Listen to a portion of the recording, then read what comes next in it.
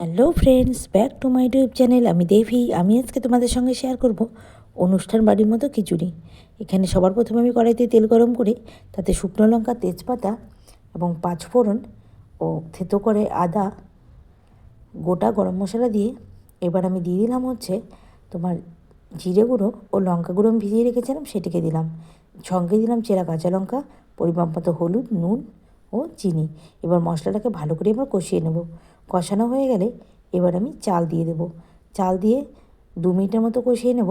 আর এদিকে আমি মুগ ডালটাকে আগেই কাঠখোলাতে ভেজে নিয়েছিলাম। এবার মুগ ডালটাকে দিয়েও আমি এবার এটিকে বেশ ভালো করে কষিয়ে নেব। ভালো করে কষানো হয়ে গেলে এখানে আমি পরিমাণ মতো জল দিয়ে দেবো।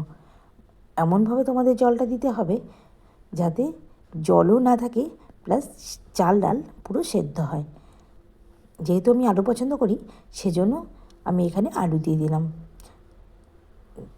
দিয়ে আমি ঢাকনা বন্ধ করে কিছুক্ষণ হতে দিলাম। এবার দেখো কি সুন্দর হয়েছে।